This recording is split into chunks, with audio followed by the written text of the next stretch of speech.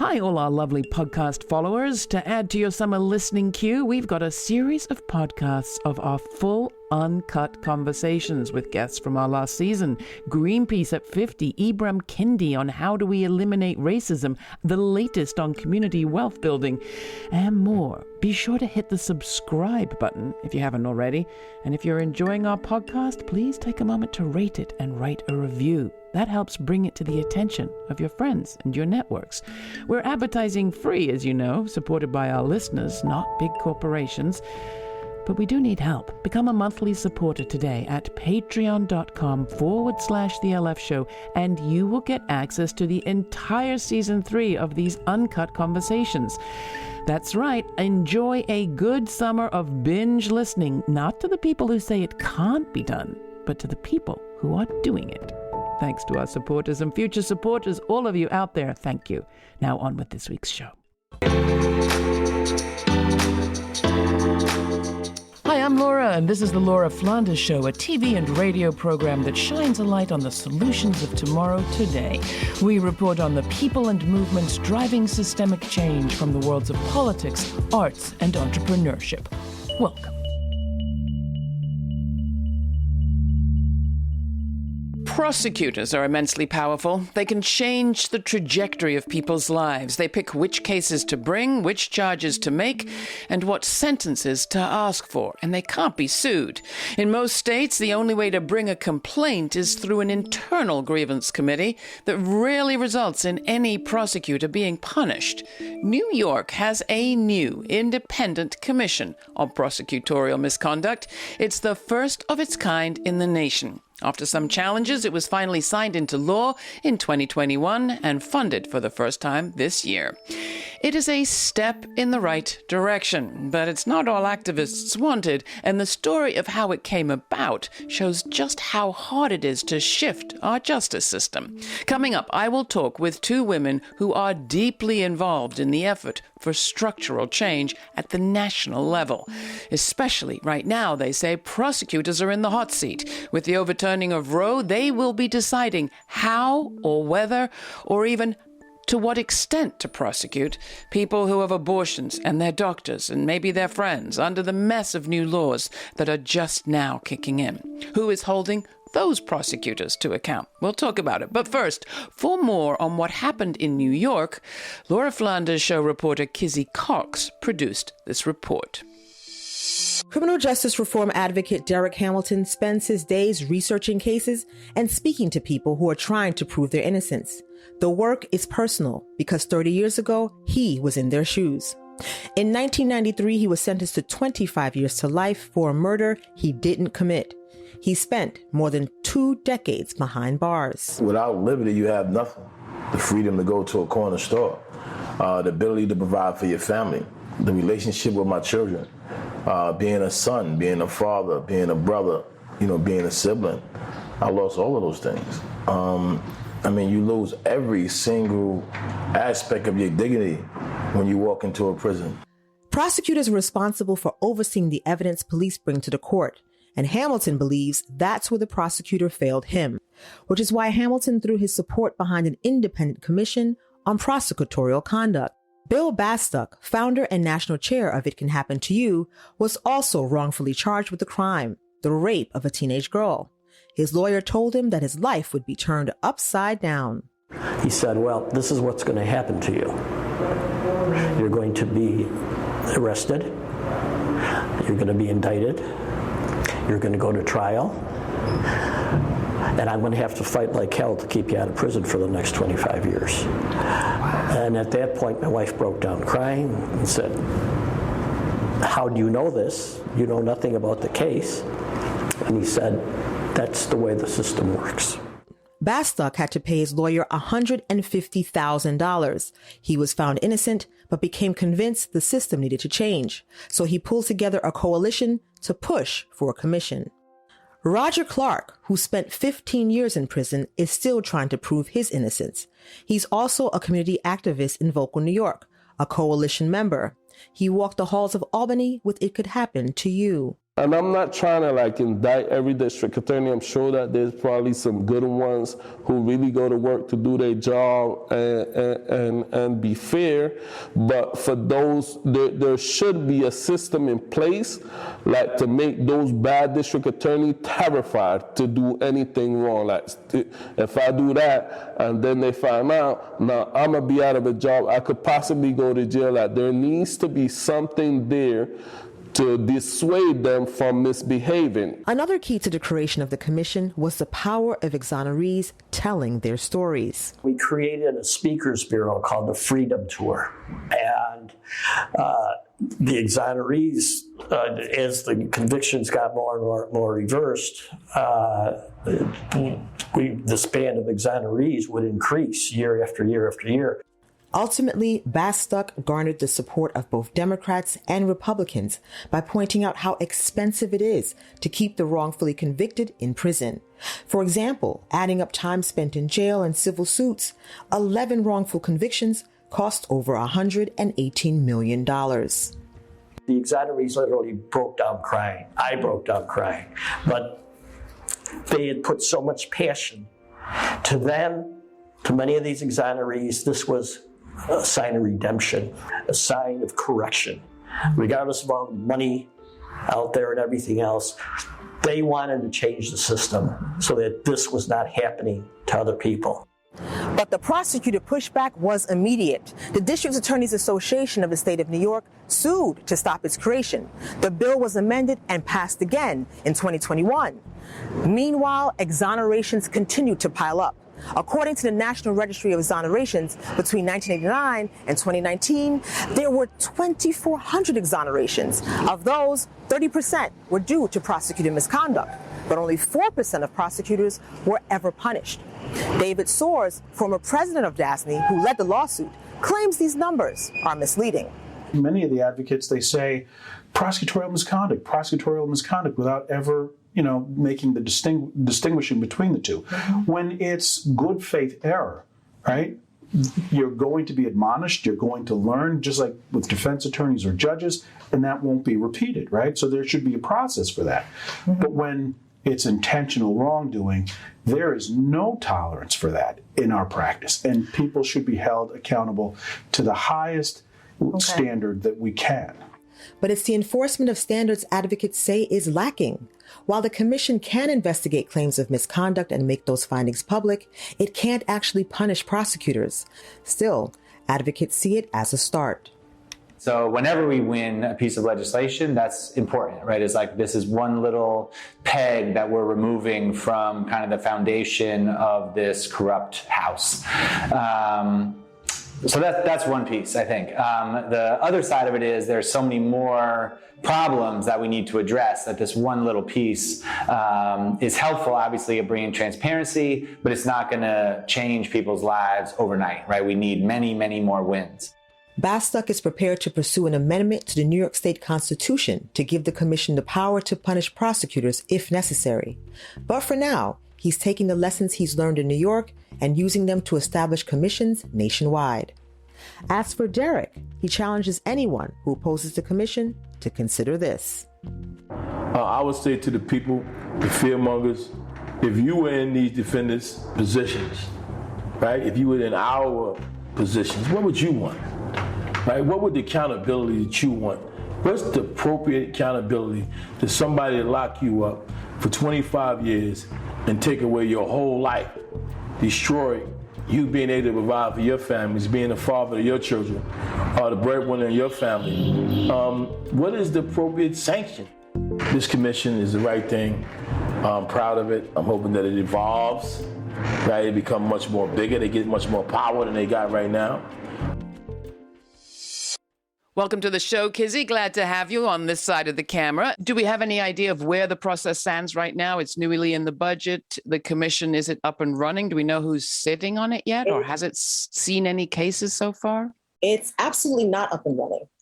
It's still in the process of having its members. It's supposed to be an 11-person body. We're still waiting for people to be named to the commission. So it's not up and running yet, but there's hope. Of course, everyone I spoke to is very hopeful that it will be soon.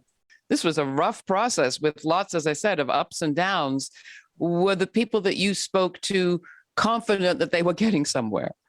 I would have thought that they'd look at this and say, wait a minute, the commission that we wanted isn't necessarily the commission that we got. We don't really have the power to sanction people, punish people. That's terrible. Yes, people acknowledge it. Yes, it wasn't all that they wanted, but they were really hopeful that they got something. You know, that gave them the impetus to keep going. You know, Derek was like, yes, I'm proud of this commission. It's the right thing to do. Let's make it stronger. Let's give it more power than it has now. Bill Bastock, he also was like, look, this is great. We're going to spread this all across the land. He wasn't like, oh, we didn't get it. He was like, this is great. We have learned lessons that are going to be key that will speed up this process moving forward.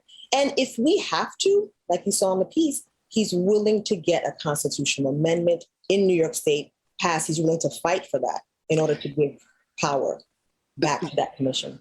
So he likes long struggles. Thank you for your reporting, Kizzy. It's great.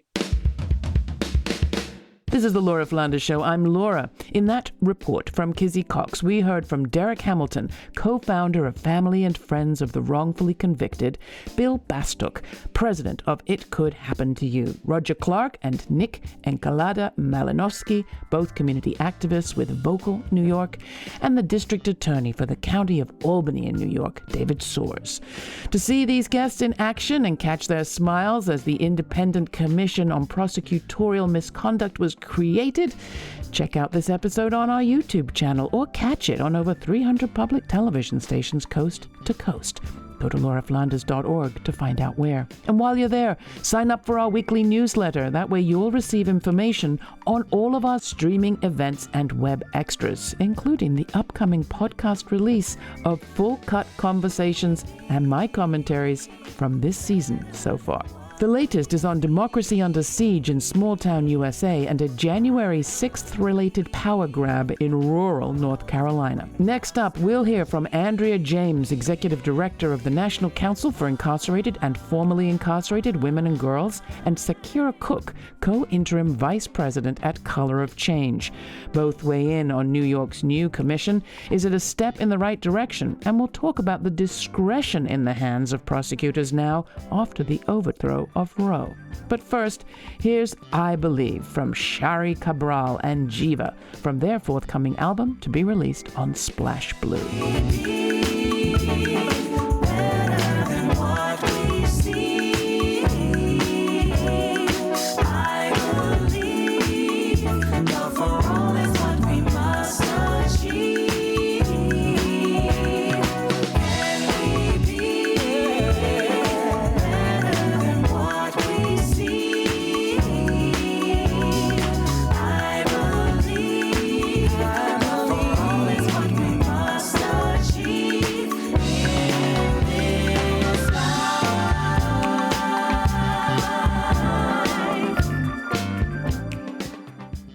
Well, now, turning to our guests, I am joined by Andrea James, Executive Director of the National Council for Incarcerated and Formerly Incarcerated Women and Girls, which advocates for transformative change in our approach to community safety and care, and Sakira Cook, Co-Interim Vice President at Color of Change, which has been pursuing prosecutorial reform as part of a multifaceted campaign for criminal justice.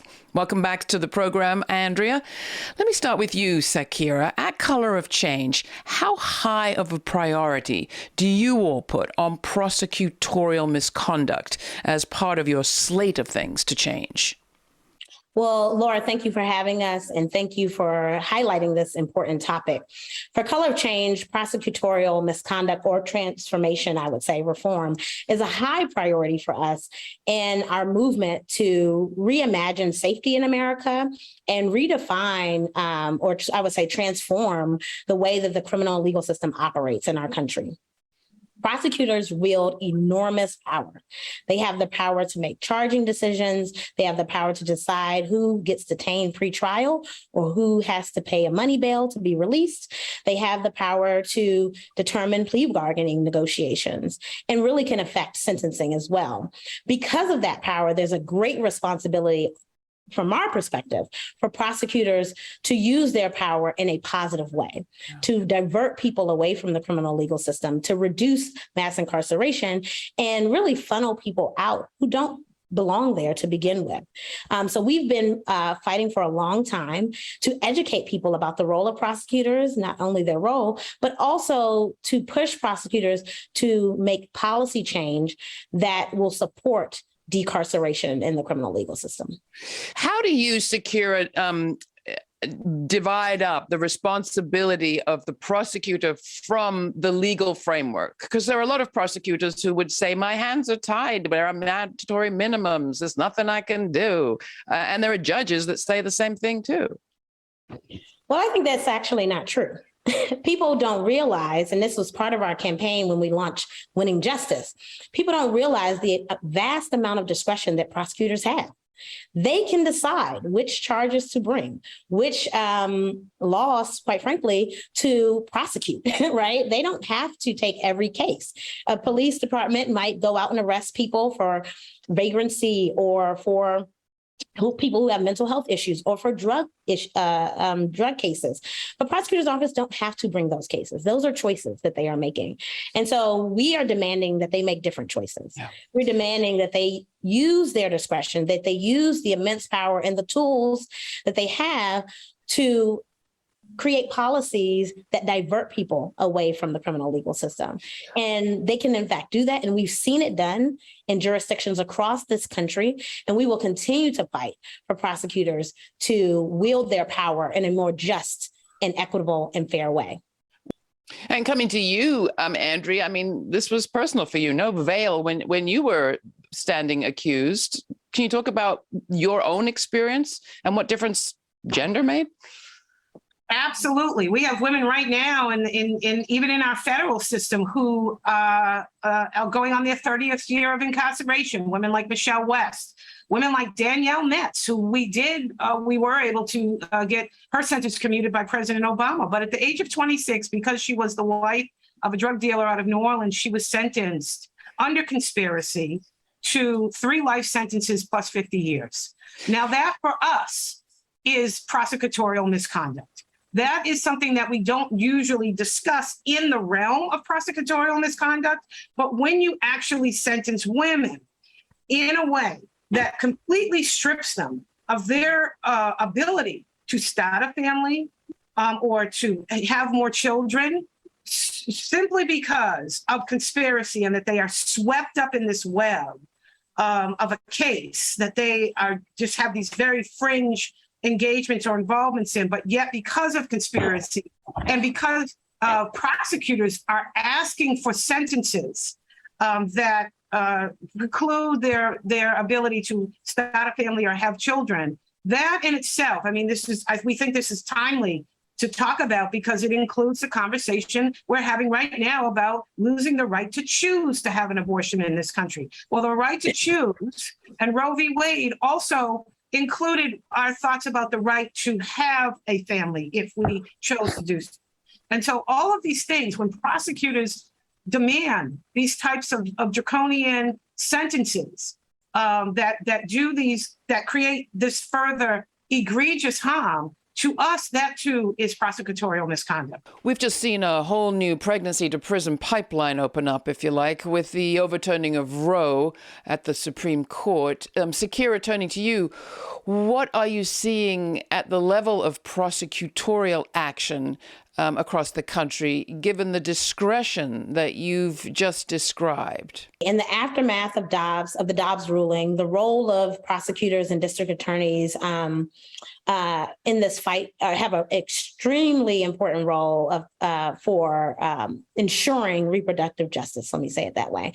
And what happens next on the issue of abortion, but also on the issue, it's not just abortion and the right to exercise reproductive freedom, but it's also unfortunate circumstances that women face with respect to pregnancy outcomes, right? Women are often prosecuted for stillbirths, for miscarriages, and it's important for us to see the full gamut of the unintended consequences of prosecution of women and girls with respect to their reproductive health can have on our community and our society. So we are demanding, as part of our work around prosecutorial accountability and transparency, and using prosecutorial discretion in a way that funnels people away from the criminal legal system, demanding that those prosecutors also, right, dispel any notion that they should use their offices in this manner, that they should use their offices to prosecute women in this way.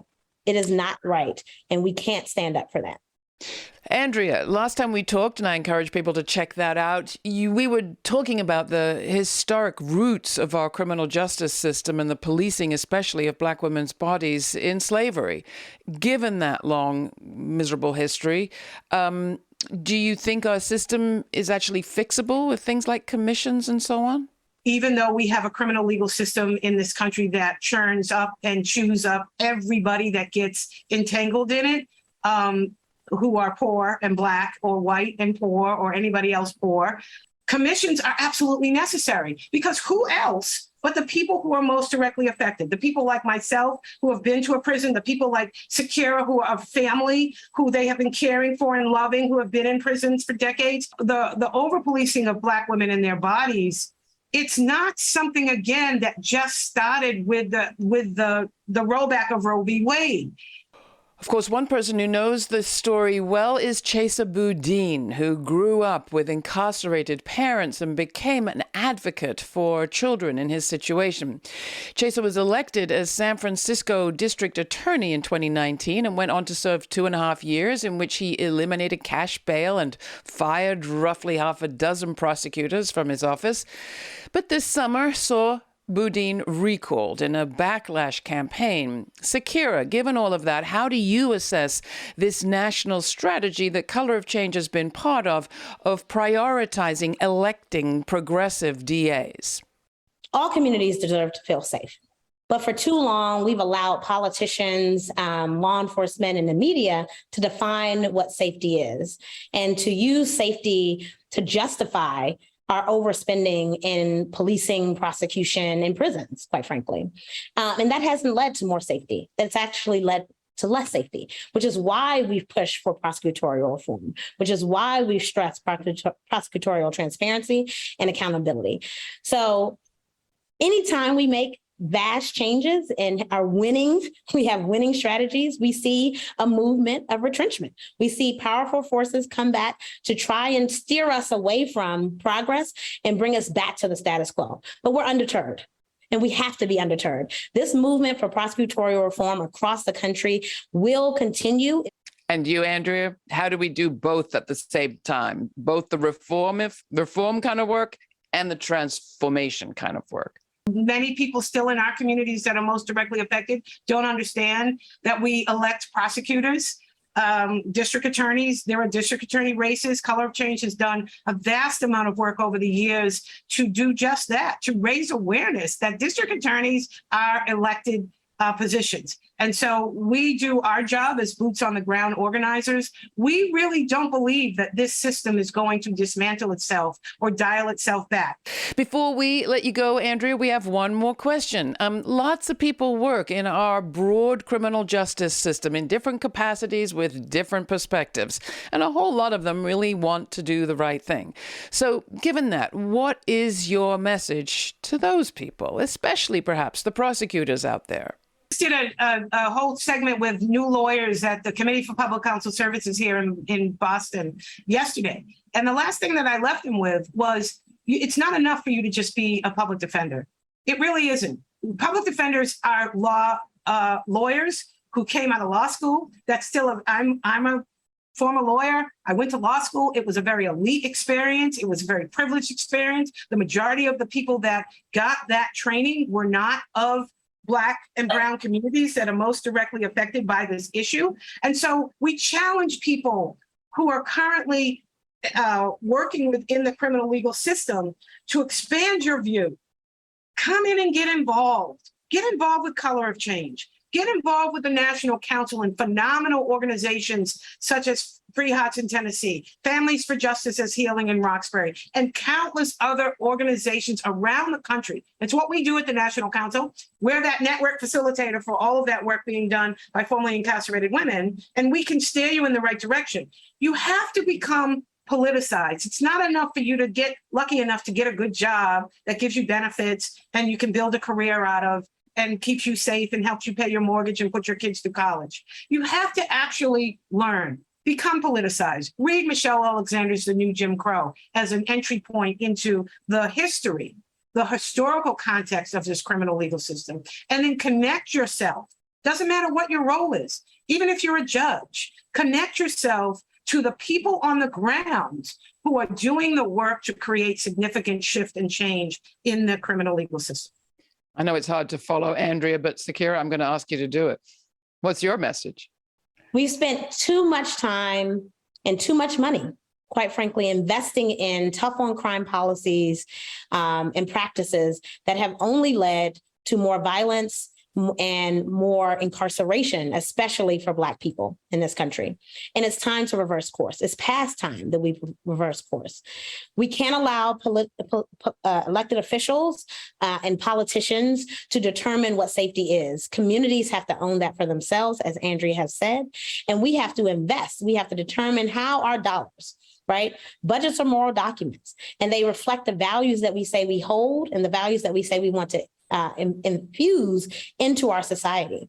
But too often, our budgets reflect a value system around prisons, prosecutions, and policing, especially in Black communities. And that has to change. Instead, our values need to reflect education, need to reflect health, right? Outcomes, economic justice, all of the things that we know create safer, healthier, thriving communities for everyone. And so while we do that, as part of that transformation, we have to change law and policy. We have to hold prosecutors accountable, judges accountable, police accountable, everyone from the very entry point all the way through the end, accountable to a system, to a new vision, I would say, and a new approach, and a new way of thinking about how we manifest safety in America. And that's really important and critical. And that's what our work has been and what our work will continue to be. So I'm hearing independent commissions and a whole lot more.